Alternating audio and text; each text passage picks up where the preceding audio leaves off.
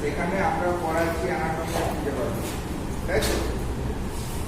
আমরা প্রথমে একটু পুরোখানে আলোচনা করে নেব, কতদূর আমরা শিখেছি একটু জানবো, তারপরে আবার একটু সামনে দিকে, ঠিক আছে? তাতে করে কি হবে, আমার পড়ার কন্টিনিউটিটা বা তোমাদের শেখার কন্টিনিউটিটা। সেই জন্য জিজ্ঞেস করে নিলাম আজকে কে প্রথম এসেছে, কারণ মোটামুটি তোমরা আগে ক্লাস করেছ, সেখানে আমি প্রতিদিনই রিক্যাপ করি, ঠিক আছে? আজও করো। রিক্যাপিচুলেশনের অনেকগুলো মানে কি বলো অ্যাডভান্টেজ আছে, যেমন হচ্ছে আমরা পুরো জিনিসটাকে একটু আরেকবার জেনে নিতে পারি, আমাদের আলাদা হয়ে গেল, পড়তে হবে না, ক্লাসের মধ্যে আবার পরের সাথে মানে চ্যাপ্টারটার সঙ্গে একটা কন্টিনিউশন হয়ে যাবে। তো প্রথম আমরা শুরু করেছিলাম স্কেলিটাল সিস্টেম দিয়ে, মনে হচ্ছে কে কে স্কেলিটাল সিস্টেম সম্বন্ধে জ্ঞান লাভ করেছে হাত তোলো। কারা কারা স্কেলিটাল সিস্টেম সম্বন্ধে জ্ঞান লাভ করেছে? তোমরা করেছো। ভয় পাচ্ছে কেন? আমি তো আছি, আমি বলবো না রে, আমি স্কেলিটাল সিস্টেম যে পড়িয়েছি তোমরা শুনেছো তো? ব্যাস, তার মানে আমরা একটা সিস্টেম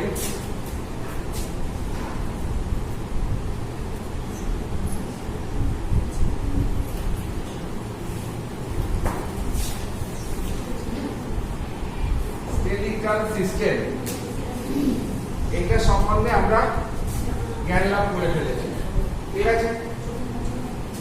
আচ্ছা, এটা যদি আমি রিক্যাপ করি, তো সেখানে আমরা দেখেছিলাম কি আমাদের 206টা হাড় বিভিন্ন ভাবে সজ্জিত হয়ে একটা আমাদের শরীরের কাঠামো তৈরি করেছে, যেটাকে আমরা বলছি স্কেলিটাল সিস্টেম। এটাকে আমরা স্টাডি করেছিলাম কিভাবে, পার্ট বাই পার্ট। প্রথমে আমরা মাথাটা স্টাডি করেছিলাম, ঠিক আছে? শুনতে পাচ্ছ তো? অত দূরে দূরে গেলি কেন? আরো সামনে নিয়ে চলে এসো ব্যক্তিটাকে। হ্যাঁ,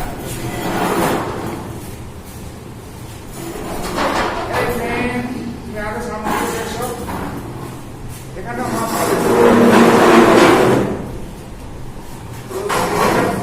পার্ট বাই পার্ট আলোচনা করেছিলাম।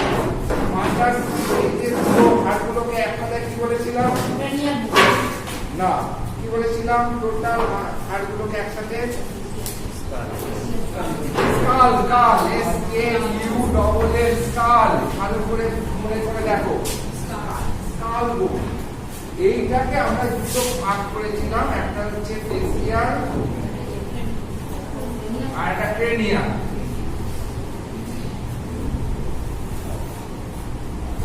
এইভাবে আমরা মাথাটা স্টাডি করেছিলাম, ঠিক আছে? তো ক্রেনিয়াল বোনগুলো বলেছিলাম যে ব্রেনের কভার করে, আর ফেসিয়াল বোনটা ফেসটা তৈরি করে। ফেসের হাড়গুলো খুব সোজা, বাইরে থেকে অনুভব করা যায়। এই যে এখানে এটা কি বলেছিলাম? Very good. হ্যাঁ, এসব এটাকে বলেছিলাম ল্যাঙ্গোমেটিক, তাই তো? তুমি প্রথম আমার কাছে আজকে ক্লাস করছো, হ্যাঁ? দেখে নাও, আমরা প্রথম শুরু করেছিলাম স্কেলিটাল সিস্টেম, ঠিক আছে? এই স্কেলিটাল সিস্টেম হচ্ছে আমাদের শরীরের 206টা হাড় আছে। ও হ্যাঁ, তোমার আরো আগে বলে দিই, আমরা এখানে যে এতগুলো ছেলে মেয়ে নিয়ে আমরা যে ক্লাস করছি, কি সাবজেক্ট করছি জানো? জানো তুমি কি সাবজেক্ট করছি? জানো, সেটা আগে জানো। আমরা এখানে ফিজিওলজি আর অ্যানাটমি, এই যে তোমাদের পার্ট মানে ফার্স্ট ইয়ারে বা পার্ট 1-এ এই দুটো সাবজেক্টকে ওতপ্রোতভাবে জড়িয়ে নিয়ে একটা কোর্স করে দিয়েছি। সেইটার আমি একজন স্যার আছে, কিছু পড়াবো, আর একজন স্যার আছেন উনি কিছু পড়াবেন, ঠিক আছে? তাই কে কি পড়াচ্ছে দেখো না, আমি মোটামুটি তোমাদের একটা কমপ্লিট পিকচার দিয়ে দেবো অ্যানাটমি ফিজিওলজি সম্বন্ধে, ঠিক আছে? যেখানে কোনো মুখস্থ থাকবে না, শুধু বুঝবে, তোমরা নিজেরাই ক্রিয়েট করবে, নিজেরাই উত্তর দিতে পারবে, বুঝতে পেরেছো? তো সেই উদ্দেশ্য নিয়ে আমরা প্রথম আমাদের বডি অ্যানাটমি মানে হচ্ছে বুঝে নাও স্ট্রাকচার, অ্যানাটমি মানে হচ্ছে স্ট্রাকচার, আর ফিজিওলজি মানে হচ্ছে ফাংশন। এই দুটো কথা মাথায় ঢুকে, এইবার এটাতে এনিয়ে মিনিয়ে আমরা ডেফিনেশন করে নেব নিজেদের মতো করে। ঠিক আছে? তো স্ট্রাকচার বলতে আমরা কাদের স্ট্রাকচার বলতে এসেছি না হিউম্যান বডি, মেল ফিমেল। কারণ আমরা যে আমাদের যে মত মানে আমাদের যে উদ্দেশ্য হচ্ছে মানুষের সেবা সোজা এটা। তার মানে আমরা মানুষটাকে আগে চিনবো, সেই চিনতে গেলে যে দুটো সাবজেক্ট লাগে সেটা হচ্ছে অ্যানাটমি আর ফিজিওলজি। এই দুটো সাবজেক্ট আমাদের কি করেছে, আমাদের শরীরের যাবতীয় গঠন এবং যত মানে অর্গান সিস্টেম আছে তাদের কার্যাবলী সব এই দুটো সাবজেক্টের মধ্যে লিপিবদ্ধ করা আছে। এবং এই দুটো সাবজেক্ট যদি আমরা তথস্থ বা আত্মস্থ করতে পারি তবে আমরা একটা হিউম্যান বডি মানে একটা হিউম্যানের আমরা অ্যানাটমি ফিজিওলজি সম্বন্ধে জ্ঞান লাভ করতে পারবো। আর সমস্ত জিনিসগুলো দাঁড়িয়ে আছে এই জিনিসটার উপর। অ্যানাটমি ফিজিওলজি হিউম্যান বডির স্বাভাবিক ব্যাপার স্যাপারগুলো প্রেজেন্ট করে। মনে থাকবে স্বাভাবিক, কোনো অস্বাভাবিক কোনো ব্যাপার নয়। এবার আমরা যে ডাক্তার আমরা কি করি না রোগীর চিকিৎসা করি। তা রোগী মানে কি, তার অ্যানাটমি ফিজিওলজি ঠিক।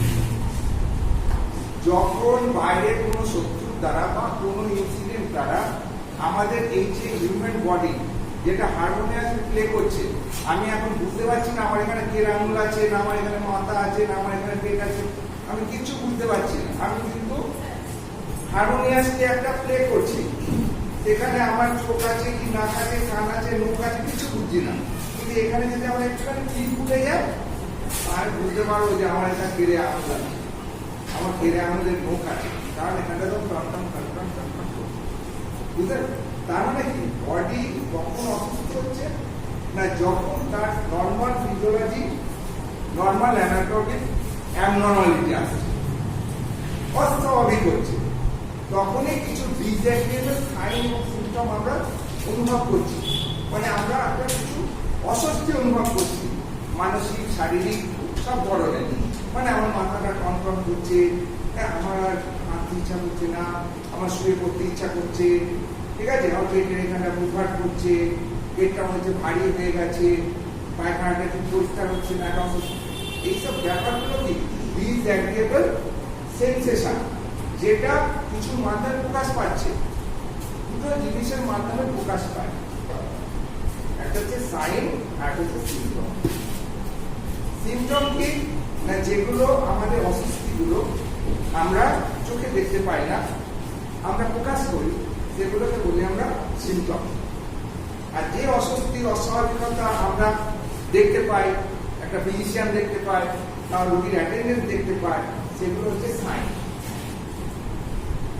তার মানে আমার এই মাথায় যন্ত্রণা হচ্ছে, মাথায় কি হবে সেটা সিমটম। আমার যন্ত্রণা হচ্ছে তুমি দেখতে পাচ্ছ, নাও করতে পারে। পেটে যন্ত্রণা হচ্ছে সিমটম, কারণ যা হচ্ছে সেই বুঝছে, ঠিক আছে না? এবার সে অভিনয় করতে পারে। তাহলে সিমটম একমাত্র কি জিনিস না যেটা অনুভব করতে পারে এবং ন্যারেট করতে পারে। সেই জন্য পশু পাখি এরা সেইভাবে ন্যারেশন করতে পারে না বলে ওদের সিমটম গুলো আমরা বুঝতে পারি না। বিভিন্ন সাইন দেখতে দেখে আমাদের চিকিৎসা করতে হয়, কিছু ডাক্তার বলতে পারে, বুঝলেন? আর সাইন একটা পোড়া হয়েছে, দেখা যাচ্ছে পরিষ্কার, হাতটা ভেঙে গেছে, হাতটা কেটে গেছে, পরিষ্কার দেখা যাচ্ছে, রোগীও নিজে অনুভব করছে, ডাক্তারও দেখতে পাচ্ছে, অ্যাটেন্ডেন্সও দেখতে পাচ্ছে। সেগুলোকে আমরা বলি সাইন। এবং কিছু জিনিস যেগুলো ডাক্তাররা নিজেরা টেস্টিং করে জানতে পারে, সেটাও সাইন, কারণ ডাক্তার সেটা সাইনটা দেখতে পাচ্ছে। যেমন রিফ্লেক্স এরকমভাবে একটা সুচ নিয়ে এরকম আঁচড় থাকবে, যেটা রিফ্লেকশন গুলো দেখা যায় তো ওগুলো সব সাইন। তাহলে sign and symptom equal to clinical presentation. যে কোনো একটা রোগের পিকচার, ছবি, সাইন এবং সিমটমের সমস্যা, যেটা দেখে একটা ডাক্তারও বুঝতে পারবে যে এর কোন সিস্টেমে কি গন্ডগোল হয়েছে, সেটা নিজের জ্ঞানের দ্বারা ক্লারিফাই করতে পারে। যদি সেখানে সন্দেহ থাকে বিভিন্ন ইনভেস্টিগেশন আছে সেইগুলো করে নিয়ে আরো কনফার্ম হয় যে আমি বুঝতে পারছি যে ধরনের সিমটম হচ্ছে গলব্লাডারে স্টোন হতে পারে। তো সেই কি সিমটম হয় বা আমরা ডাক্তার হিসাবে জানি, রুগী তো জানে না, রুগী আমার এসে বলছে, আমি শুনছি, শুনে আমার মনে হলো যেন এটা গলব্লাডারে প্রবলেমটা আছে। তো আমি তখন একটা সিম্পল বললাম বিএসসি আমরা আবার অ্যাপয়েন্টমেন্টটা করে আনবো, বিএসসি করে দেখা গেল যে গলব্লাডারে স্টোন। কারণ আমি যা থিঙ্কিং করেছিলাম সেটা শুনে প্যাথোলজি সাপোর্ট করি, তাহলে ডায়াগনোসিস কনফার্ম হবে। বুঝে গেল?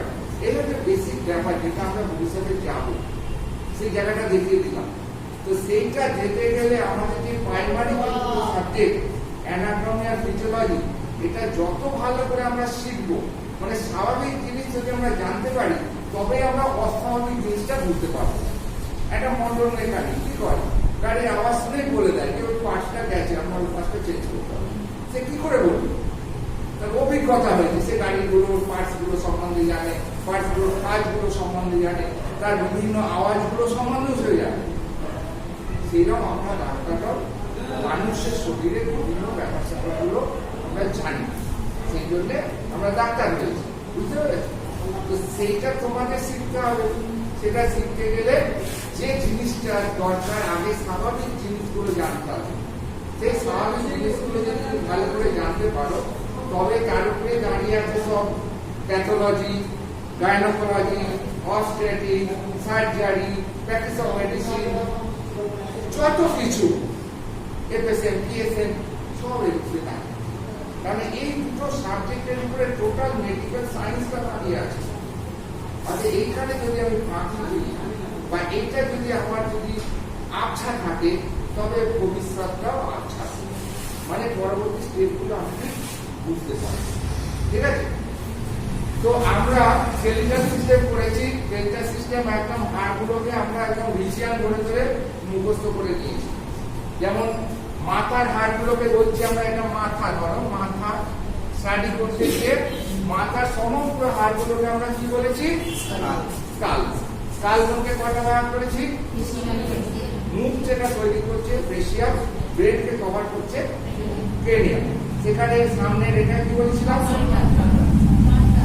ঘন্টা। এই সাইডের গুলো পিছনেরটা কানে যেটা আমার আছে টেম্পোরাল। বেস অফ দ্য ব্রেনে কি কি আছে? একটা বলছে প্রজাপতির মতো দেখতে স্পিনয়েড, যে বলেছে ওখানে।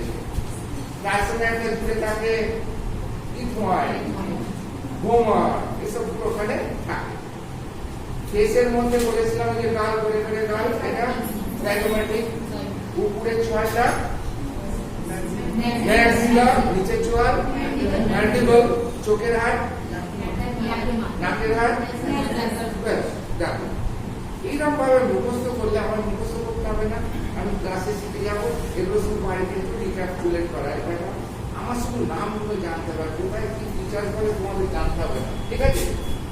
এবার আমরা মাথা গেল, আর হচ্ছে বুকের খাঁচা, বুক। বুকের হাড়গুলো কি করেছিলাম? বক্ষ, স্টার্নাম, দু সাইডে রিবস আছে 12 জোড়া, আর পিছনে আছে 12টা থোরাসিক ভার্টিব্রা। ঠিক আছে? ওটা আবার পরে আমরা স্টাডি করব। তারপরে হচ্ছে স্পাইনাল কর্ড, মানে spinal vertebral column, vertebral column. সেখানে কি পাচ্ছি? ঘাড়ের হাড়গুলো কি বলছি? সার্ভাইকাল। কটা? 7খানা। তারপরে থোরাসিক, যেখানে বুকের পিছনে খাঁচা, বুকের পেছনে জুড়ছে, থোরাসিক। T12 12টা, এটা C 1 থেকে 7, এটা হচ্ছে তোমার 1 থেকে 12টা। তারপরে হচ্ছে লাম্বার L 1 থেকে 5টা। তারপরে যে স্যাক্রাম 1খানা, কক্সিস 1খানা। এটার মধ্যে 5খানা আছে, এটার মধ্যে 4খানা আছে। ঠিক আছে? Vertebral column. স্যার সার্ভাইকাল রিস্কটা কোথায় থাকে? সার্ভাইকাল রিস্ক কোনটা কি বলে? Cervical risk cervical vertebra. Cervical ribs হচ্ছে এক্সট্রা, এক্সট্রা অ্যাবনর্মাল, নন নর্মাল। হিউম্যানেরই কোনো ক্ষেত্রে আমাদের যে অ্যাবনর্মালিটি তো আছে।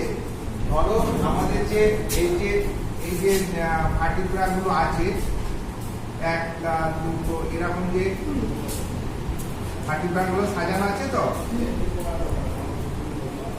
তো এটা ধরো, এগুলো সি ধরো, হ্যাঁ, C1 থেকে C7, এর মধ্যে কোনো সাইড দিয়ে কোনো রিবস জোরে না। তারপরে যে T1 আছে, thoracic T1, T2, T3, হ্যাঁ, এদের দু সাইড দিয়ে, এই যে T1 এর দু সাইডে এসে ফার্স্ট রিব জুড়বে, সেকেন্ড রিব জুড়বে, থার্ড রিব T3 তে জুড়বে। এটা মানে সামনে স্টার্নামের সঙ্গে জুড়ে, পেছন দিকে ঘুরে এই ভার্টিব্রাগুলোর সঙ্গে জুড়ছে। কোনো ক্ষেত্রে অনেক সময় এই যে এই সি থেকে রিবস বেরিয়ে পড়ে, তখন থাকে বলে সার্ভাইকাল রিবস। এটা আমাদের জন্য নয়, লোয়ার কিছু অ্যানিমেল আছে তাদের হয়, আর আমাদের যেগুলো হয় অ্যাবনর্মালি হয়, এক্সট্রা। ওটা অনেকে দেবে 6টা আঙুল আছে, 2টো করে 2টো আঙুল আছে হয়তো, কিন্তু আছে কি কারণ আমাদের তো ম্যাক্সিমাম ওগুলো অ্যাবনর্মালিটি। সেরকম সার্ভাইকাল ভার্টিব্রা যদি রিবস থাকে কারো, সেটা হচ্ছে অ্যাবনর্মাল, নরমাল, ঠিক আছে। তার মানে ভার্টিব্রাল কলামটা আমরা স্টাডি করে নিলাম। এরপরে রইল এই যে আপার অ্যাপেন্ডিক্স, মানে হচ্ছে যেটা কি বলি আমরা, আপার এক্সট্রিমিটি। আপার এক্সট্রিমিটি এর পিঠের একটা ত্রিকোণাকার হাড় আছে, স্ক্যাপুলা। তারপরে দেখো এখানে একটা হাড় আছে, ফিউমারাস। এইখানে দুখানা আছে পাশাপাশি, রেডিয়াস আল্লা। এইখানে ছোট ছোট কুচো আছে, কার্পাল। কার্পাল থেকে এই অবধি মেটাকার্পাল। তারপরে এখান থেকে এই অবধি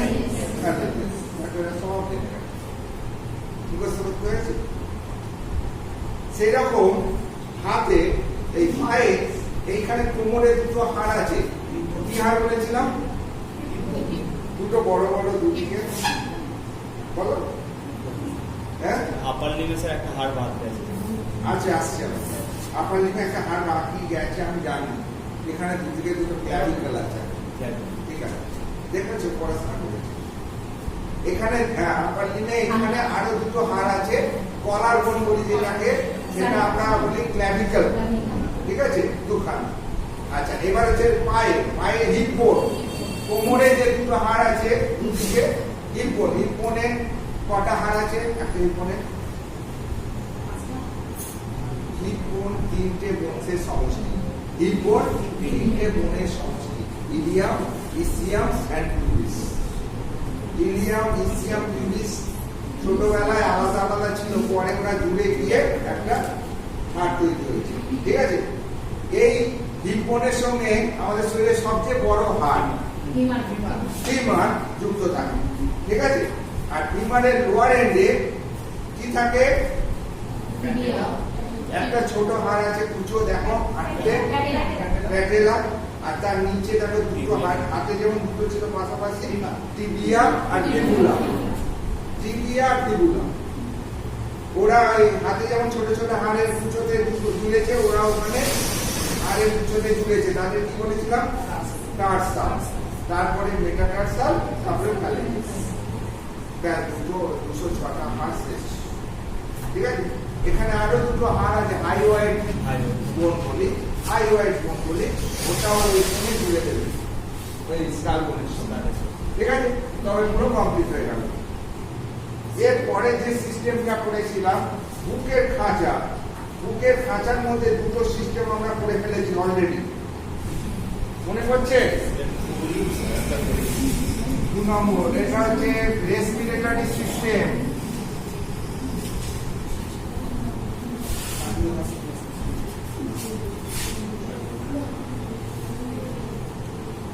আর 3 নম্বর কার্ডিওভাস্কুলার সিস্টেম।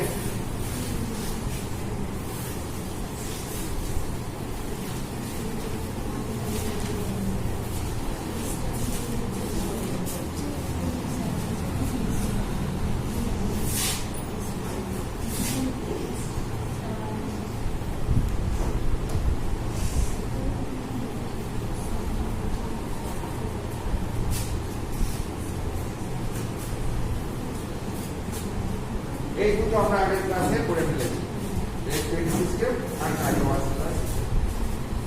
তার মানে আপাতত আমরা তিনটে সিস্টেম করে ফেলেছি। তার মধ্যে কার্ডিওভাস্কুলার সিস্টেমের মধ্যে কার্ডিয়াক মানে হচ্ছে হার্ট, আর ভেসেলস মানে হচ্ছে আর্টারি, ভেন আর ক্যাপিলারি, এইগুলো মিলে হচ্ছে কার্ডিওভাস্কুলার সিস্টেম। আর রেসপিরেটরি সিস্টেমে কি ছিল? দুটো মেন অর্গান ছিল, লাংস আর তার সঙ্গে ছিল রেসপিরেটরি প্যাসেজ। রেসপিরেটরি প্যাসেজ এই নস্ট্রিল থেকে শুরু হচ্ছে, হয়ে তারপরে গিয়ে একদম লাংস অ্যালভিওলি শেষ হচ্ছে, আর দুখানা লাংস বেলুনের মতো কাজ করছে। এদের মূলটা কাজ কি না, এই সিস্টেমের মেন কাজ হচ্ছে বাইরে থেকে বায়ুকে নিয়ে গিয়ে শরীরের ভেতরে নিয়ে যাওয়া, আর শরীরের ভেতর থেকে কার্বন ডাইঅক্সাইড পূর্ণ গ্যাসকে বাইরে বার করে দেয়। এই তো কাজ, রেসপিরেটরি সিস্টেমের মেন কাজ। এটা করতে গিয়ে ও সারাউন্ডিং অনেক কাজই করে থাকে, ঠিক আছে? বডি টেম্পারেচার রেগুলেশন করে, হ্যাঁ, তারপর বিভিন্ন জিনিস এক্সক্রিয়েট করে, এসব আলাদা কাজ। বেসিক কাজ হচ্ছে কি রেসপিরেশন, অর্থাৎ প্রাণবায়ু মানে অক্সিজেনযুক্ত বায়ুকে শরীরের মধ্যে ঢোকানো আর শরীর থেকে কার্বন ডাইঅক্সাইড পূর্ণ বায়ুকে বাইরে বার করে দেওয়া, এই হচ্ছে রেসপিরেশনের মেন কাজ। এইটা করতে গেলে পরে আমাদের কি জানতে হয় না, রেসপিরেটরি সিস্টেমটা সম্বন্ধে জানতে হয়। ওই বললাম স্ট্রাকচারাল ব্যাপারগুলো, মানে রেসপিরেটরি ট্র্যাকের মধ্যে কি কি আছে, রেসপিরেটরি প্যাসেজের মধ্যে নস্ট্রিল, তারপরে সিরিয়ালি বলে যেতে হবে, নস্ট্রিল, ন্যাসাল ক্যাভিটি, তারপরে ন্যাসোফ্যারিংস, তারপরে ল্যারিংস, তারপরে রেটিয়া, তারপরে যে ব্রঙ্কাস, ব্রঙ্কিওল, ব্রঙ্কিওলগুলো এবার বিভিন্ন এই সব ভাগ হবে, primary bronchiole, secondary bronchiole, tertiary bronchiole, তারপরে অ্যালভিওল। এই কথাগুলো বলতে হবে। এরা হচ্ছে রেসপিরেটরি ট্র্যাক। আর লাং সম্বন্ধে দু চার কথা বলতে হবে। লাং দুটো বেলুনের মতো দুদিকে বক্রগহ্বরের দুদিকে থাকে, একটা কভারিং আছে, ডবল লেয়ার কভারিং, তারপরে প্লুরার মাঝে ফ্লুইড থাকে, তারপরে প্লুরাল ফ্লুইড, একদিকে লাংসে তিনটে লোক, একদিকে লাংসে দুটো লোক, হ্যাঁ, এইরকম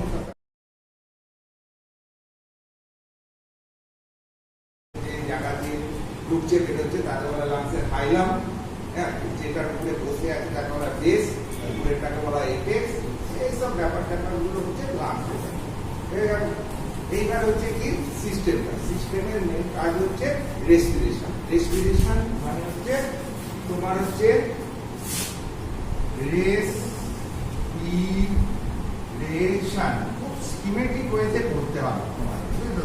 ছোট কোর্স তো। ইন্সপিরেশন, ইন্সপিরেশন,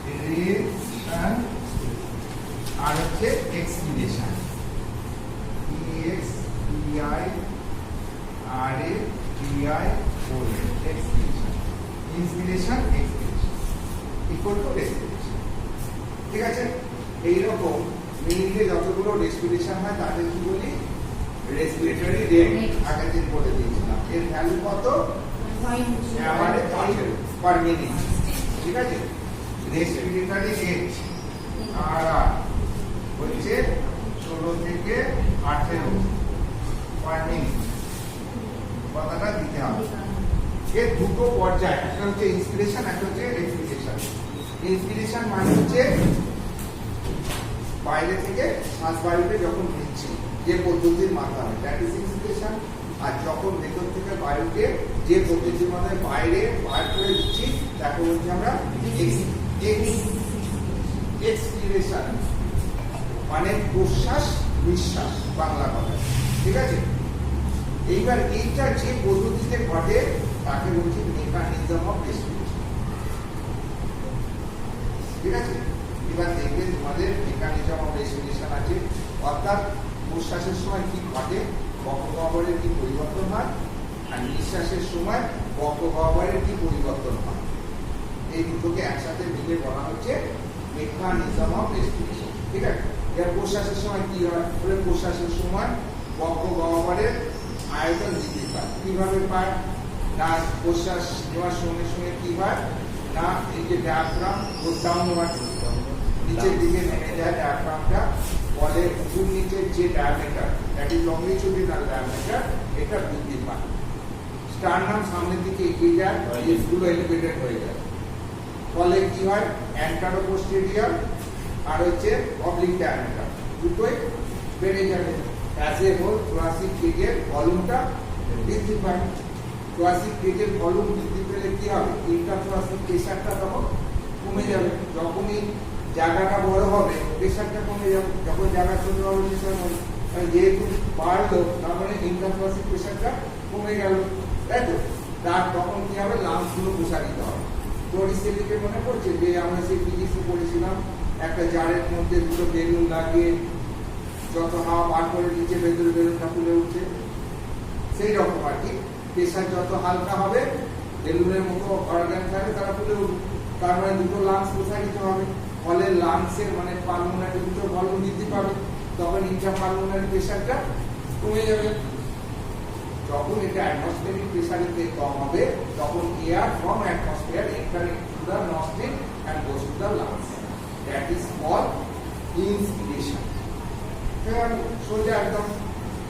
আর এক্সপিরেশনের সময় কি হয় না, এক্সপিরেশন বলে নেবে প্রথমে, inspiration is active process whereas expiration is a passive one, মানে প্যাসিভ প্রসেস।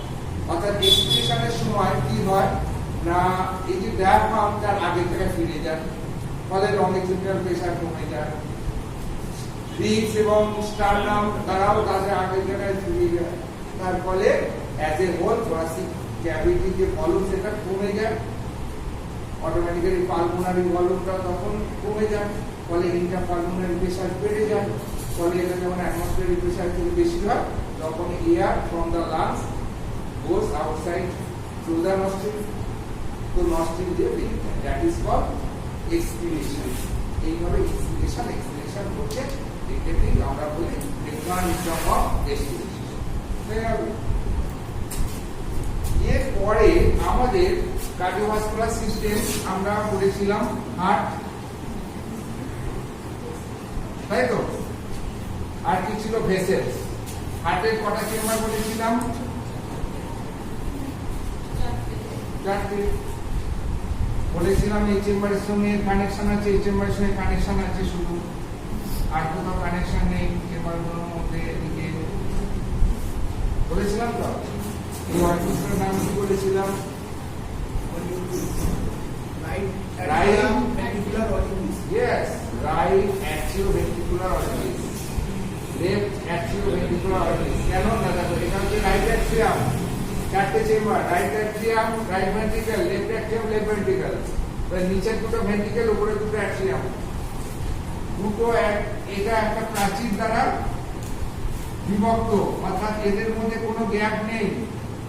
এর এই ঘরের সঙ্গে এই ঘরের কোনো রাস্তা নেই, এই ঘর থেকে এই ঘরে যাওয়ার কোনো রাস্তা নেই, ঠিক আছে? আর এই যে দেয়ালটা এটা বলছে সেপ্টাম, যখন অ্যাট্রিয়ামের মধ্যে পড়ছে ইন্টার অ্যাট্রিয়াল সেপ্টাম, যখন ভেন্ট্রিকল দুটোর মাঝে পড়ছে তখন তাহলে হচ্ছে ইন্টার ভেন্ট্রিকুলার সেপ্টাম। খুব সোজা, একটু বুঝতেই হয়। আর এই অ্যাট্রিয়াম আর ভেন্ট্রিকলের মাঝে যে ওপেনিং দুদিকে, তাদের বলা হচ্ছে অ্যাট্রিও ভেন্ট্রিকুলার ওপেনিং। এটা যেহেতু রাইট আছে রাইট, এটা যেহেতু লেফট আছে লেফট।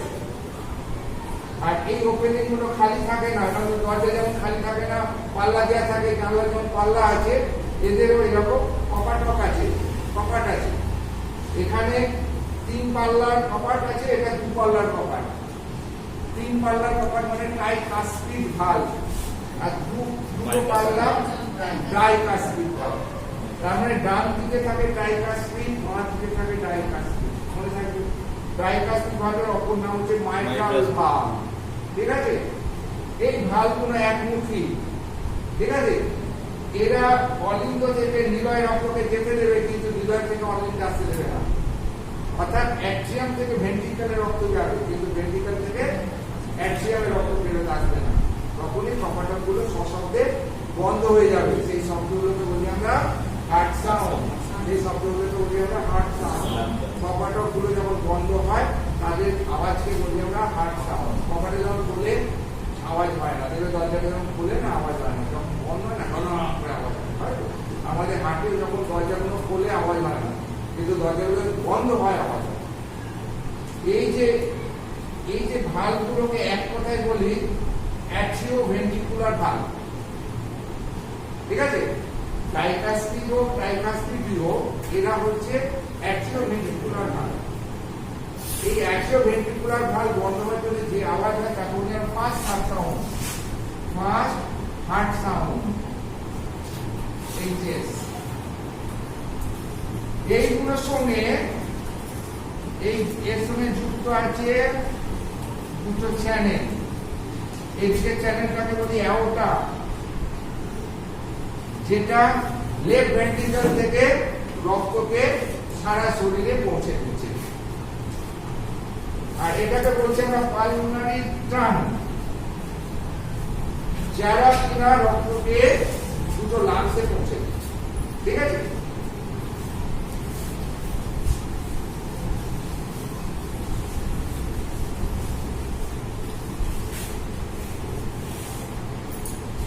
এরা রক্তকে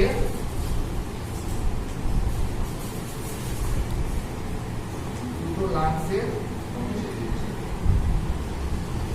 এইভাবে লাংস ওইটা সুবিধাটা মেরামতে আসছে। এটা লাংস। কোথা থেকে রক্ত আসছে দেখো, রাইট ভেন্ট্রিকল থেকে ব্লাড এসে একটু লাংসে চলে যাচ্ছে। ঠিক আছে? এই লাংস থেকে রক্ত আসছে এখানে, লাংস থেকে এই রক্ত লাংস থেকে লেফট অ্যাট্রিয়াম এলো, লেফট অ্যাট্রিয়াম থেকে লেফট ভেন্ট্রিকল এলো, লেফট ভেন্ট্রিকল থেকে রক্ত এবার সারা শরীরে পৌঁছে যাচ্ছে। শরীরের এটা উপর অংশ,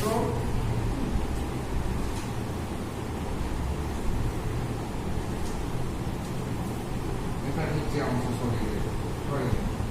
এটা lower part of the body, এটা upper part of the body. কিরকম ভাবে বলেছিলাম, এই যে বডি ডায়াগ্রাম, এই ডায়াগ্রামের উপর অংশটা হচ্ছে আপার পার্ট, ডায়াগ্রামের নিচেটা হচ্ছে লোয়ার পার্ট।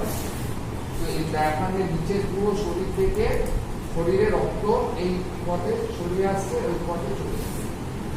এইবার পুরো শরীর থেকে আমার রক্ত হৃৎপিণ্ডে ফিরে যাচ্ছে। এখানে এইখানে ফিরছে, এখান থেকে রক্ত এখানে ফিরছে রাইট অ্যাট্রিয়ামে রক্তগুলো আবার ফিরে আসছে। সেইখান থেকে রক্ত আবার রাইট ভেন্ট্রিকলে যাচ্ছে, রাইট ভেন্ট্রিকল থেকে রক্ত দুটো লাংসে যাচ্ছে, লাংস থেকে আবার শুদ্ধ হয়ে রক্ত আবার লেফট ভেন্ট্রিকলে ফিরে আসছে। এটা লেফট অ্যাট্রিয়াম থেকে লেফট ভেন্ট্রিকলে যাচ্ছে, লেফট ভেন্ট্রিকলে পিওর ব্লাড আবার সারা শরীরে ছড়িয়ে পড়ছে। That is called blood circulation. এই ছবিটার মাধ্যমে আমি পুরো সারা শরীরের মধ্যে রক্ত সঞ্চালন পৌঁছে দিলাম। এর পরবর্তী স্টেপে আমাদের কি আসছে, 4 নম্বর আইটেম। সেখানে আমাদের এই যে সিস্টেমটার মধ্যে যে লিকুইডটা চলাচল করছে, এই সিস্টেমটার মধ্যে যে লিকুইডটা চলাচল করছে সেটা লাল রঙের দেখতে গেলে বেরিয়ে পড়ে শরীর থেকে, তাকে বলছি আমরা ব্লাড।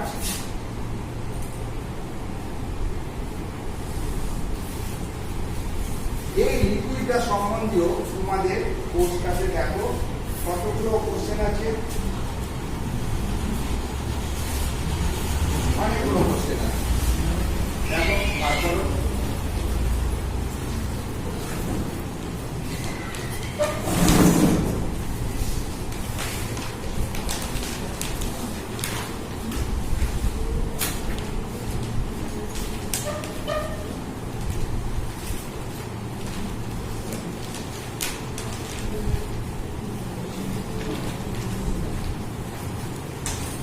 অনেকগুলো কোশ্চেন আছে, বল এবার কোশ্চেন রক্ত সম্বন্ধীয় কতগুলো আছে।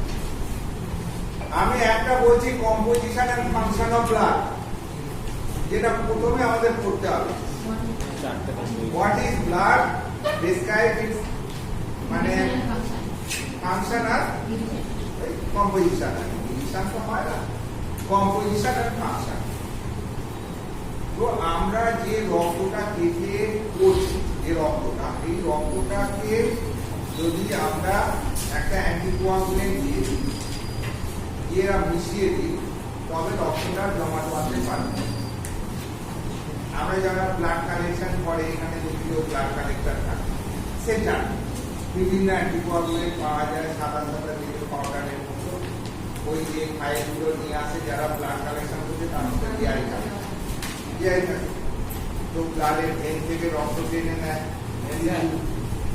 হ্যাঁ দেখো তো ওর মধ্যে অ্যান্টিকোয়াগুলেন্ট দেওয়া আছে তুমি কিউবিটাল ভেন থেকে রক্ত টানবে ট্রেনের ওর মধ্যে ঠিক আছে দেখো দেখে দিই তো এইটা আমি বোঝাতে চাইছি এটা এই রক্তকে যদি আমরা কোনো অ্যান্টিকোয়াগুলেন্ট দিয়ে এ করি তারপর সেটাকে যদি আমরা 3000 আরপিএম ঘোরাই ওকে সেন্ট্রিফিউগাল মেশিনে তারপরে যদি স্ট্যান্ড করে রেখে দিই কিরকম ব্যাপারটা পাবো চারটে পার্ট এই ধরো একটা কন্টেনারের মধ্যে ধরে নাও এটা 100% হ্যাঁ এরকম যদি স্ক্যান করে রেখে দিই তাহলে দেখো নিচের দিকে দেখবে সব এর মধ্যে ব্লাডের মধ্যে যা যা জিনিসগুলো আছে মানে কঠিন পদার্থগুলো আছে তারা নিচে সেটেল ডাউন হয়ে যাচ্ছে মানে থিতিয়ে পড়ছে নিচে চলে আসছে থিতিয়ে পড়েছে তারা নিচে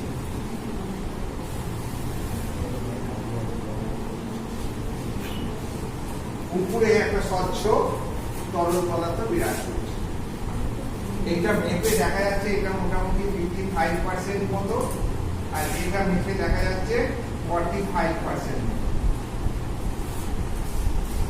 এখান থেকে আমরা ধারণা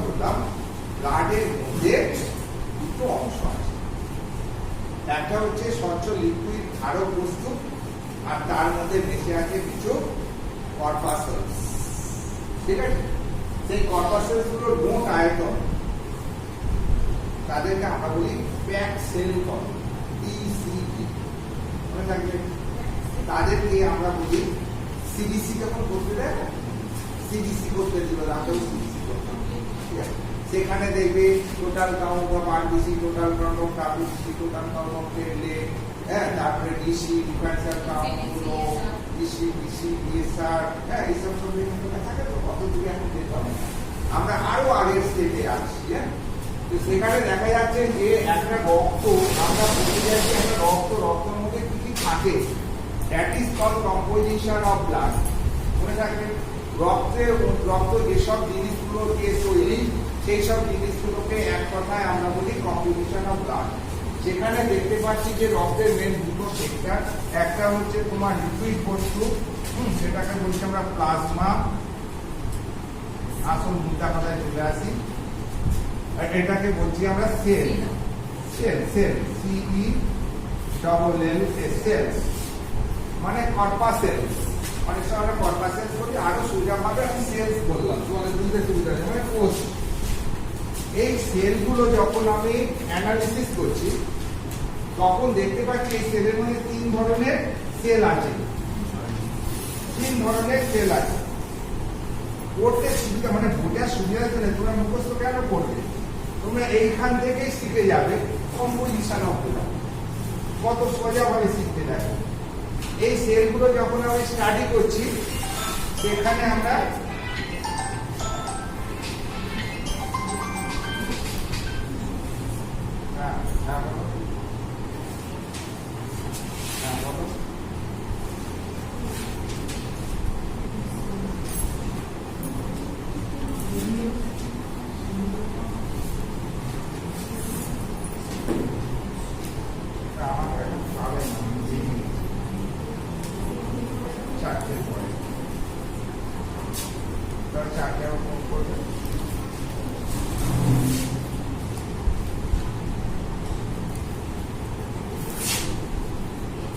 একটা হচ্ছে রেড ব্লাড সেল আরবিসি একটাকে বলছি হোয়াইট ব্লাড সেল ডাব্লিউবিসি আর একটাকে বলছি প্লেটলেট PLATELET প্লেটলেট এর অপর নাম হচ্ছে এরিথ্রোসাইট আরবিসি এর অপর নাম হচ্ছে এরিথ্রোসাইট ডাব্লিউবিসি এর অপর নাম হচ্ছে লিউকোসাইট আর প্লেটলেটের অপর নাম হচ্ছে থ্রম্বোসাইট ঠিক আছে তার মানে আরবিসি, ডাব্লিউবিসি, প্লেটলেট, এই তিন ধরনের সেল আছে। এই ডাব্লিউবিসি গুলোকে আবার অ্যানালিসিস করে দেখা যাচ্ছে এর মধ্যে পাঁচ ধরনের সেল বর্তমান। তাদের নিউক্লিয়াসের প্যাটার্ন, তাদের সাইটোপ্লাজমের মধ্যে গ্যানিউলস, এগুলোর উপর ভিত্তি করে আমরা এই ডাব্লিউবিসি গুলোকে ইনিশিয়ালি দুটো ভাগে ভাগ করছি। একটা হচ্ছে গ্যানিউলোসাইটস আর হচ্ছে অ্যাগ্রানুলোসাইটস। কি করে বলছি গ্যানিউলোসাইট? যখন মাইক্রোস্কোপে দেখছি এই যে সাইটোপ্লাজম আছে আর নিউক্লিয়াস আছে ডাব্লিউবিসির মধ্যে, আরবিসির মধ্যে কোনো নিউক্লিয়াস নেই। এর টোটাল সাইটোপ্লাজমটা টোটালটাই হিমোগ্লোবিন। কেন? অক্সিজেন ক্যারি করতে হবে তো, অন্য যদি নিউক্লিয়াস থাকে ওখানে হিমোগ্লোবিনটা কমে যাবে, সেই জন্য নিউক্লিয়াস থাকেই না, শুধু হিমোগ্লোবিন থাকে আরবিসির মধ্যে। সেই জন্য ওটার নাম হচ্ছে আরবিসি, রেড ব্লাড সেল। বুঝতে পেরেছো? কিন্তু ডাব্লিউবিসি তা নয়। ডাব্লিউবিসি সাইটোপ্লাজম আছে, নিউক্লিয়াস আছে, আর এই সাইটোপ্লাজমের মধ্যে কিছু ডাব্লিউবিসি এরকম দানা আছে, তাদের বলে দানাদার গ্যানিউলোসাইটস। আর কিছু ডাব্লিউবিসি আছে যাদের সাইটোপ্লাজম ক্রিস্টাল ক্লিয়ার, কোনো দানা ফানা নেই, শুধু নিউক্লিয়াস আছে। বুঝতে পেরেছো? হ্যাঁ। তো এই যে গ্যানিউলোসাইটস এরা আবার তিন প্রকারের, তাদের নিউক্লিয়াসে অনেকগুলো খন্ড বিচার করে, হ্যাঁ, এদেরকে আবার তিনটে ভাগে ভাগ করা হয়। একটা হচ্ছে তোমার ইওসিনোফিল,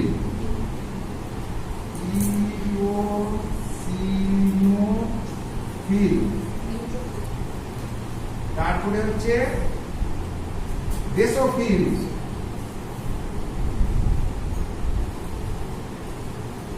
তারপরে নিউট্রোফিল।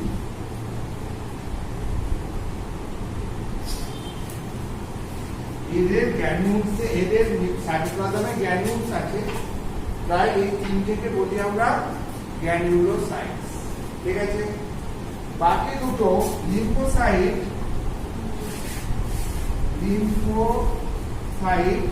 আর মোনোসাইট।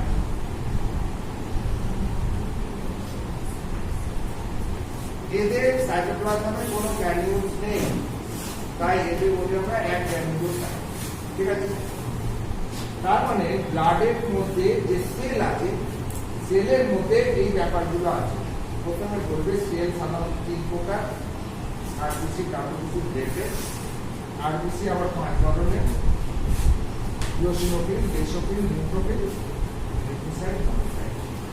ঠিক আছে? আর এদিকে প্লাজমা, এই যে স্বচ্ছ উপরের অংশটা হালকা কালারের, সেটাকে বলছি আমরা প্লাজমা। এটার ভাগ হিসাবে দাঁড়াচ্ছে 55 ভাগ থাকে রক্তের মধ্যে। এই প্লাজমাটা অ্যানালিসিস করলে আমরা কি দেখতে পাবো? প্লাজমার অধিকাংশই জল। প্লাজমার অধিকাংশটা প্রায় 91 থেকে 92% ওয়াটার, 8 to 9% সলিড থাকে। বুঝতে পেরেছো? তার মানে রক্তের পুরোটাই জল। প্রায় টোটাল রক্ত হিসাবে দেখা যায় 70 ভাগই জল। ঠিক আছে? তো এই প্লাজমার মধ্যে তোমার থাকে কি? সলিড থাকে। প্লাজমাটা যখন আমি ডিভিশন করবো, মুখস্থ করার কোনো দরকার নেই, তোমরা নিজেরাই বলতে পারবে। PLASMA, plasma. প্লাজমা হচ্ছে তোমার WATER, water, solid, SOLID, solid, আর GAS, গ্যাস। ওয়াটার তো বললাম, ম্যাক্সিমাম শুধু জল, এর আর কি ধারাই। সলিড যেটুকু আছে 8 থেকে 9%, তার মধ্যে দেখা যাচ্ছে তোমার অর্গানিক আর ইনঅর্গানিক। আমাদের শরীরের একটা জিনিস আমি তোমাদের শিখিয়ে দিচ্ছি, আমাদের শরীরে যত লিকুইড আছে, যত রস আছে, সেই রসের যখন আমরা কম্পোজিশন করব, দেখবে সেখানে তোমার জল থাকবে আর সলিড থাকবে, তাহলে তো লিকুইড তৈরি হবে। আর যখন আমরা সলিড অ্যানালিসিস করব, দেখবে কিছু সলিড আছে, কিছু অর্গানিক আছে আর কিছু ইনঅর্গানিক। বুঝতে পেরেছ? ইনঅর্গানিক তো খুব সোজা, যত মৌল আছে তাদের নামগুলো 14 বেশি ইনঅর্গানিক। বুঝতে পেরেছ? যেমন ধরো সোডিয়াম,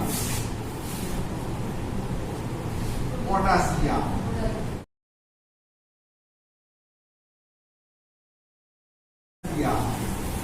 ক্লোরাইড, ম্যাগনেসিয়াম, লোহা, তামা, জিঙ্ক, সব সোডিয়াম, পটাশিয়াম, ক্যালসিয়াম, ম্যাগনেসিয়াম যতগুলো মনে পড়বে ইত্যাদি করে কাটতে পারবে না, মানে আরো আছে। আর অর্গানিক দেখো, এই যে আমাদের ব্লাডের ফাংশন কি, ফাংশনটা জানলে অর্গানিকের অনেকটা জিনিস চলে আসবে। ধরো আমরা যে খাবারগুলো খাচ্ছি, কত ধরনের খাবার খাই, একটা খাবারের মধ্যে কত ধরনের উপাদান থাকে, 6 ধরনের উপাদান থাকে। একটা খাদ্যের মধ্যে 6 ধরনের উপাদান থাকে, তার মধ্যে বেশি থাকে কার্বোহাইড্রেট, অধিক ফ্যাট, তার সঙ্গে থাকে জল, তার সঙ্গে থাকে মিনারেলস, তার সঙ্গে থাকে ভিটামিন। এই তো 6টা মুদ্রা উপাদান, যেটা প্রতিটা খাদ্য বস্তুর মধ্যে কিছু না কিছু থাকে। ঠিক আছে? তো এই যে আমরা খাদ্যগুলো খাচ্ছি, সেই জন্য আমরা তাদের ম্যাক্সিমাম কোয়ান্টিটি অনুযায়ী তাদেরকে 3টে সেক্টরে ভাগ করি: কার্বোহাইড্রেট জাতীয়, প্রোটিন জাতীয়, ফ্যাট জাতীয়। বাকিগুলো খুব ট্রেস অ্যামাউন্ট থাকে, ওকে ছেড়ে দিলাম। মেনলি বেসিক্যালি প্রোটিন জাতীয় খাদ্যের নাম হলো দুটো, মাছ, মাংস। এত দেরি হচ্ছে কেন? কার্বোহাইড্রেট জাতীয় ভাত, রুটি, আলু, ঠিক আছে? আর চর্বি জাতীয় যত ধরনের তেল আছে, মাখন আছে, বাটার আছে, পনির আছে, সব ফ্যাট জাতীয়। তো এই খাবারগুলো আমরা কোথা থেকে খাচ্ছি? মুখে খাওয়ার পরে তারা একটা সিস্টেমে যাচ্ছে, সেই সিস্টেমটাকে আমরা কি বলছি? Digestive system. যার এই মুখ দিয়ে শুধু আর ওই যে না পায়ু যেখানে মল বেরোচ্ছে সেখানে শেষ, একটা সিঙ্গেল মল মুখ থেকে শুরু হচ্ছে, পায়ুতে শেষ হচ্ছে। এখান দিয়ে যা ঢুকাচ্ছি শরীরে যাচ্ছে, যেটুকু নিচ্ছে আর যেটুকু নেওয়ার হচ্ছে না সকালবেলা ভাবতে পারবে, কারো রাত্রে বাড়ছে, কারো যখন যাচ্ছে তখন কাটছে, ছোট ভাব তাই তো এখান থেকে খাইতে পারবে। ঠিক আছে? তো ঠিক আছে, তো এই যে খাচ্ছি, খাওয়ার পরে যেটা আত্মস্থ হচ্ছে সেটা কি না, তাদের সরলতম কণাগুলো। আলু খেলে আলুটাই আমাদের শরীর দেবে না, আলুটা ভেঙে ভেঙে একটা সিস্টেমের মাধ্যমে ভেঙে ভেঙে বিভিন্ন এনজাইমের সাহায্যে মেশিনারি ওয়েতে ছোট্ট ছোট্ট সরলতম কণায় পরিণত হবে। তারপরে সেটা রক্ত দেবে, ব্লাডে শোষিত হবে। সেরকম কার্বোহাইড্রেট সরলতম অংশ হচ্ছে গ্লুকোজ, মানে কার্বোহাইড্রেট ভেঙে ভেঙে যতক্ষণ না গ্লুকোজ হচ্ছে ততক্ষণ রক্ত দেবে না। যেমন প্রোটিন, অ্যামাইনো অ্যাসিড, তারপরে তোমার সরলতম যে অ্যামাইনো অ্যাসিড গুলো হচ্ছে, তারপর প্লাজমার মধ্যে যে প্রোটিন অংশগুলো থাকছে, এরা সব সরলতম প্রোটিন। তারা ব্লাড নিচ্ছে, কার্বোহাইড্রেট গেল, প্রোটিন গেল, ফ্যাট, কেউ ট্রাইগ্লিসারাইড মানে গ্লিসারল, ফ্যাটি অ্যাসিড, তাই তো? হ্যাঁ, তো এইরকম ভাবে ব্লাডের মধ্যে থেকে তার মানে কি, ব্লাডের মধ্যে যখন কম্পোজিশন, এরা সব অর্গানিক, তো খাদ্য বস্তু দেখাচ্ছে অর্গানিক, ভালো করে বুঝতে। তার মানে সেইগুলোই তো রক্ত নেবে। দেখো মনে রাখার নিয়মটা বলছে। তার মানে আমি যখন সলিডের মধ্যে অর্গানিক লিখবো, তখন আমার প্রোটিন অংশ, ফ্যাট অংশ, কার্বোহাইড্রেট অংশ থাকবে। কারণ কার্বোহাইড্রেট অংশ থেকে সবসময় ছিল গ্লুকোজ, GLUCOS, গ্লুকোজ আর ফ্রুক্টোজ, ঠিক আছে? আর প্রোটিন থেকে আসছে কি, অ্যামাইনো অ্যাসিড গুলো যেটা আছে, বিভিন্ন amino acid, essential amino acid যেমন টাইরোসিন থেকে আরম্ভ করে সব নামগুলো আছে তারা ওর মধ্যে থাকে, ব্লাডে থাকে। তার সঙ্গে ঠিক থাকছে প্লাজমার মধ্যে যে প্রোটিনগুলো থাকছে, কি থাকছে? অ্যালবুমিন, গ্লোবিউলিন, ফাইব্রিনোজেন, প্রোথম্বিন থাকছে না? তাহলে প্রোটিন, গ্লুকোজ থাকছে, প্রোটিন এতগুলো থাকছে। ফ্যাটের মধ্যে কি থাকছে? ব্লাডের মধ্যে তোমার কোলেস্টেরল, ফ্যাটি অ্যাসিড, তারপরে ট্রাইগ্লিসারাইড, এরা পণ্য থাকছে ব্লাডের মধ্যে। তো ব্লাডে এগুলো থাকবে, সব অর্গানিক এরা। তাহলে খাদ্য বস্তু থেকে প্রাপ্ত জিনিসগুলো ব্লাডে থাকবে, এরা অর্গানিক। আর কি না, শরীরের যত এন্ডোক্রাইন সিস্টেম আছে, এন্ডোক্রাইন গ্ল্যান্ড আছে, তারা কি মিশ্রণ করে? হরমোন। কার মাধ্যমে বাহিত হয়? কার মাধ্যমে বাহিত হয়? রক্তের মাধ্যমে। কারণ হরমোনগুলো রক্তে থাকবে, তার মানে হরমোন দেওয়ার অর্গানিক, তার মানে হরমোনও থাকবে। ওখান থেকে যেমন শোষণ হচ্ছে, এনজাইমগুলো থাকবে, তাই তো? ভিটামিনসগুলো থাকবে, যেহেতু খাদ্যবস্তু থেকে আসছে। তাহলে দে আর অল অর্গানিক। তার মানে অর্গানিক মুখস্থ করতে হবে, রক্তের মধ্যে কি কি অর্গানিক থাকে নিজেরাই করতে পারবে। তখন আর তুমি কার্বোহাইড্রেটের মুখে মাথায় আনবে কার্বোহাইড্রেট, কিন্তু দিবে গ্লুকোজ, কারণ কার্বোহাইড্রেট তো রক্ত নেবে না, ও সরতম কর্মে যাবে তো রাখবে। তাহলে ব্লাডে বাহিত হবে তো সরতম কণাগুলো, হরমোনগুলো, ভিটামিনসগুলো, মিনারেলসগুলো সবই থাকবে। মিনারেলস তো এতে চলে যাচ্ছে ইনঅর্গানিকে, তো অর্গানিকের মধ্যে এগুলো পড়ে থাকছে, খাদ্যবস্তু, ভিটামিন, হরমোন, এগুলো। এইগুলোর নাম দিতে দেবো, তাহলে এত বড় লিস্ট হয়ে যাবে, হয়ে গেল না? আমি শুধু মনে রাখার ফায়দাটার জন্যই এত কিছু বললাম, তার কিন্তু নামগুলো বলে দিতাম, হয়ে যাবে। কারণ অর্গানিক তোমরা এবার নিজেরা করতে পারবে। ব্লাডের মধ্যে যেমন অর্গানিক বস্তু কি কি থাকবে? গ্লুকোজ, তারপরে প্রোটিনগুলোর নাম বলো অ্যামাইনো অ্যাসিড, বিভিন্ন প্রকারের অ্যামাইনো অ্যাসিড, এসেনশিয়াল গুলো, প্লাস আছে অ্যালবুমিন, গ্লোবিউলিন, ফাইব্রিনোজেন, প্রথম এই নামগুলো থাকবে, কারণ এরা প্লাজমা প্রোটিন, প্লাজমার মধ্যে এরাই থাকে। আর হচ্ছে কি ফ্যাটের মধ্যে কোলেস্টেরল থাকবে, ফ্যাটি অ্যাসিড থাকবে, গ্লিসারল, ট্রাইগ্লিসারাইড এগুলো থাকবে, গেল। তারপরে আর ভিটামিনস গুলো থাকবে, হরমোন থাকবে, এতগুলো বলে অনেক হয়ে গেছে। ইনঅর্গানিকের মধ্যে গুলোর নাম বলে দেবে। আর কিছু থাকে এনপিএন, এনপিএন অর্গানিকের মধ্যে। আর কি আছে? এনপিএন। এরা কি? Non protein nitrogenous substance, non protein nitrogenous substance, creatine, creatinine, xanthine, এইসব যে জিনিসগুলো আছে ব্লাডের মধ্যে থাকে, তাদেরকে আমরা তোমার এনপিএন কি বললেন? নন প্রোটিন নাইট্রোজেনাস সাবস্টেন্স, ঠিক আছে? এই গেল তোমাদের কম্পোজিশন অফ ব্লাড। এবার ফাংশন খুব সোজা। ফাংশনে কতগুলো ক্যাটাগরিতে ভাগ করে নেবে। প্রথম ট্রান্সপোর্ট দিয়ে শুরু করেছে। ট্রান্সপোর্ট, চলাচল। It helps to carry the oxygen from lungs to the tissue. তাই তো? এই যে অক্সিজেন দিচ্ছি, লাংস অ্যালভিওলি দিকে আছে, অ্যালভিওলির পরে ব্লাডে যাবে, ব্লাড সেটা ক্যারি করে সেলে পৌঁছাবে।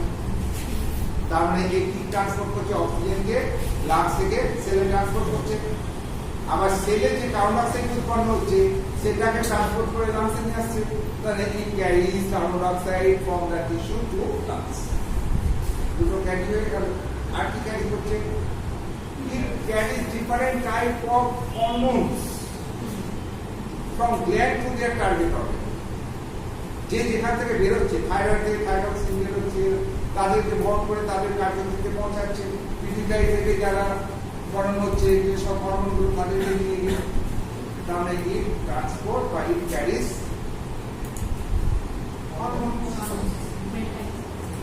ইট ক্যারিজ নিউট্রিয়েন্ট। এই যে প্রোটিন, ফ্যাট, কার্বোহাইড্রেট, গ্লুকোজ বললাম, তাদেরও তো ক্যারি করে সেলে নিয়ে যেতে হবে, কারণ তারা তো এই ডাইট সিস্টেম আছে, সেখান থেকে ক্যারি করে সেল টু সেল পৌঁছে দিচ্ছে, ঢুকিয়ে দিচ্ছে ব্লাড। তার মানে কতগুলো ট্রান্সপোর্ট হলো? চারটা, হ্যাঁ, চারটে কাজ হয়ে গেল। 4 নয় 1 2 3 4 করে লিখে দিই। Carries oxygen, carries carbon dioxide, carries hormone, carries nutrient. এগুলোকে এক কথায় আমরা নিউট্রিয়েন্ট বলি। সব এখানে খাদ্য বস্তুগুলো আছে। চারটে ক্যারি করে দিলে মেইনটেনেন্স করে, অনেক মেইনটেনেন্স করে। মেইনটেনেন্স করে 3-4টে ঢুকে যাবে। কি মেইনটেইন করে? It maintain our water balance বা water volume of our body. তাই তো? It maintain the temperature, আমাদের শরীরের তাপমাত্রা নিয়ন্ত্রণ করে। তাই তো? It maintain the acid base balance of our body. আমাদের শরীরে অ্যাসিড এবং বেসের মাত্রা নিয়ন্ত্রণ। তাহলে তিনটে নিয়ন্ত্রণ মেইনটেইন করে দিলে। তাই তো? এবার ডিফেন্সিতে লাগিয়ে দেবে। ডিফেন্স করছে তো, মানে আমাদের যে WBC গুলো আছে, হ্যাঁ, তাদের লিম্ফোসাইট, মোনোসাইটে ফ্যাগোসাইটিক অ্যাক্টিভিটি আছে। অর্থাৎ ফ্যাগোসাইট কাকে বলে জানো? এনগালফ, জীবাণুকে খেয়ে নেওয়া। অর্থাৎ সেলের খাওয়ার পদ্ধতি হচ্ছে একটা অ্যামিবা পড়েছো, যে ঘনপথ বার করছে এরকমভাবে ফ্যাগোসাইটিস পদ্ধতিতে খাদ্যবস্তুটা চারদিকে পার করে ভেতরে শরীরে নিয়ে নিচ্ছে, তাকে বলা হয় ফ্যাগোসাইটিস। সেরকম এই লিম্ফোসাইট আর মোনোসাইটের মধ্যে বিশেষ করে মোনোসাইট গুলো, হ্যাঁ, আছে। আর লিম্ফোসাইট সাধারণত দুই ধরনের হয়, টি লিম্ফোসাইট, বি লিম্ফোসাইট। এরা মেনলি আমাদের অ্যান্টিবডি উৎপন্ন করে, অর্থাৎ আমাদের ইমিউনিটি পাওয়ারকে এনহ্যান্স করে, জীবনী শক্তি বৃদ্ধি করে এই লিম্ফোসাইট। বুঝতে পারছো? বেসোফিল কি করে জানো? বেসোফিল অ্যান্টিহিস্টামিনিক অর্থাৎ অ্যান্টি অ্যালার্জিক সামগ্রীগুলোকে এ করে, যাতে prevent the allergic reaction of our body, বডির অ্যালার্জিক রিঅ্যাকশনগুলোকে মেইনটেইন করে। তো এইরকম আরবিসি গুলোরও বিভিন্ন কাজ আছে। এই ডাব্লিউবিসি গুলো তারা আরবিসি তো জানেন, আরবিসি তো বলে দিচ্ছি অক্সিজেন ক্যারি করে, কার্বন ক্যারি করে, সব আরবিসি করে, ওটা আগে বলা হয়ে গেছে। তো এতগুলো আমরা করলাম। আর it maintain the blood pressure of our body, আমাদের শরীরে ব্লাড প্রেশারটাকে মেইনটেইন করে। তো 10টা কাজ, 4টে ট্রান্সপোর্ট, 4টে মেইনটেইন আর ডিফেন্সিভ, হ্যাঁ, এই করলে পরে 10টা কাজ চলে আসবে ব্লাডে। অর্থাৎ কম্পোজিশন আর ফাংশন পরীক্ষায় আসবে। তোমরা মুখস্থ করবে না, আমি যেভাবে বলে দিলাম সেইভাবে মনে রাখবে, নিজেরা লিখে দিয়ে আসবে। ঠিক আছে? তো রক্ত, আমরা এরপরে আরো রক্ত সম্বন্ধীয় কি আছে সেগুলো দেখে আসবে তোমরা, হ্যাঁ। এইভাবে আমরা এগিয়ে যাবো আস্তে আস্তে। ফিজিওলজি আমি এরপরে দিন কোর্সটাকে তোমাদের দিয়ে দেবো, কতটা আমরা করলাম।